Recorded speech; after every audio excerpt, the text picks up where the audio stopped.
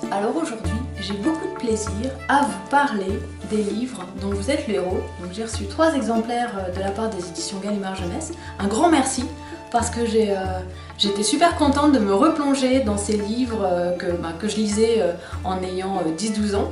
Et donc dans les années 80, en fait, il y a eu un phénomène, c'est les livres dont vous êtes le héros, qui sont d'abord apparus en Angleterre, qui sont arrivés après en France. Donc c'était l'époque des jeux de rôle, je ne sais pas si vous connaissez les jeux de rôle, où on était plusieurs autour d'une table à incarner, donc il y avait un maître de jeu, et puis chaque personne incarnait un personnage, et à l'aide de dés, en fait, on décidait les actions qu'on devait mener. Et donc sont arrivés les livres dont vous êtes le héros, où là on est tout seul face au livre, et pour jouer à ça, en fait, il suffit d'avoir un papier, un crayon et 2 dés. Voilà, des dés normaux, pour en tout cas celui-là. Donc Le sang des zombies, ça c'est un livre qui est plus récent, puisque la plupart du temps, donc là c'est écrit par Ian Livingstone, donc c'est vraiment l'auteur des livres dont vous êtes le héros. D'ailleurs si on tourne la toute première page, en fait, j'ai retrouvé La forêt de la malédiction, La cité des voleurs, ceux-là je les ai, j'y ai joué, donc ça me fait vraiment plaisir de vous faire partager ça.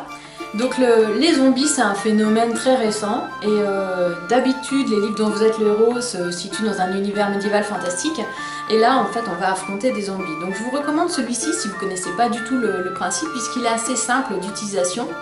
C'est-à-dire qu'en fait, au départ, on va vous mettre dans le contexte de l'histoire. Donc là, vous incarnez un jeune étudiant en mythologie qui va sillonner le monde pour retrouver la trace des cyclopes, des loups-garous, des fantômes, des spectres. Enfin, voilà, il va essayer de retrouver la trace de toutes ces créatures fantastiques. Et il va arriver jusqu'en Hongrie où il y aurait la trace de vampires.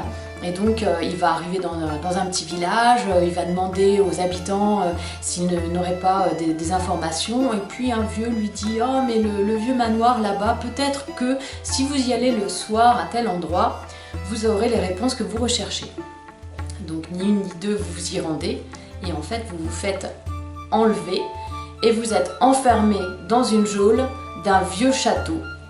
Et là commence en fait votre aventure. Donc c'est là, vous tournez la page et l'aventure commence. Donc le principe du livre dont vous êtes le héros, au tout départ, vous avez une feuille d'aventure qui va vous permettre de prendre des notes. Donc photocopiez-la, parce que ce serait bête, comme vous savez. C'est fort possible que vous recommenciez plusieurs fois.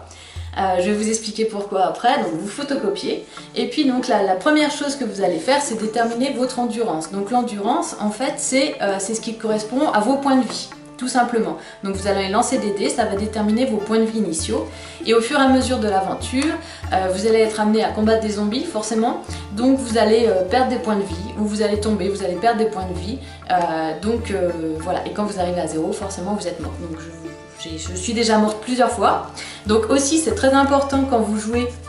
Donc à chaque fois en fait vous avez une partie du texte qui vous met le contexte de ce qui se passe et qui va vous amener à un choix. Donc des fois il n'y a pas de choix, c'est rendez-vous simplement numéro 123. Donc vous allez au numéro 123, vous lisez ce qui se passe, et puis là on vous demande, par exemple, on vous propose de tourner à droite ou à gauche. Donc là vous allez de page en page en fonction des décisions que vous souhaitez prendre. Et puis au niveau des combats c'est pareil, vous allez décider de l'arme que vous allez utiliser, puisque vous allez trouver des armes quand même, vous allez trouver des potions qui vous soignent. Donc c'est vraiment, c'est très ludique. C'est important aussi de noter, pour celui-ci, moi, on évolue dans un château. Donc j'ai essayé de faire un plan un petit peu pour essayer de m'y retrouver en notant les numéros de sections. Et puis pour pouvoir finalement retourner un peu en arrière quand je suis morte, pour pas avoir à tout recommencer. Donc je suis déjà morte plusieurs fois, donc voilà, mais c'est très prenant, et voilà. Et donc là, dans ce château, en fait, c'est le château d'un fou, c'est Gingrichur, qui a décidé de lever une armée de zombies. Donc votre but, ça va être de vous échapper de ce château en vie, voilà, et de ne pas vous transformer en zombie. Donc c'est très sympa, et donc comme je disais, c'est le plus facile à utiliser, puisque donc vous avez juste l'endurance à gérer, donc vos points de vie, et chaque zombie a un point d'endurance. Donc c'est assez facile, sauf que bon, en général les zombies ne se trimballent pas tout seuls. Donc voilà, c'est ça où il faut faire attention. Donc celui-ci, il est vraiment très bien. Et puis donc il y a des illustrations à l'intérieur de zombies, hein, tous plus atroces les unes que les autres, mais ça met bien dans l'ambiance. Voilà. Ensuite, nous avons donc les sombres cohortes. Alors là, on est vraiment dans l'univers des premiers livres dont vous êtes le héros. Les sombres cohortes, vous êtes un chef de guerre, vous avez réussi plusieurs missions. Donc en fait, ça fait suite un peu à d'autres missions si vous avez pu effectuer d'autres missions de la série. Mais si vous n'avez pas fait les précédents, c'est pas grave, puisqu'en fait au début donc vous êtes dans un village, donc c'est le village de Fang, où on vous acclame puisque vous avez réussi votre précédente mission, donc très bien, tout se passe bien. Et puis et ben, en fait vous devez lever une armée, puisque vous avez, il y a une horde, donc les sombres cohortes, une horde d'orques et de gobelins qui menacent d'envahir le pays. Donc votre mission, c'est de lever une armée et de les combattre.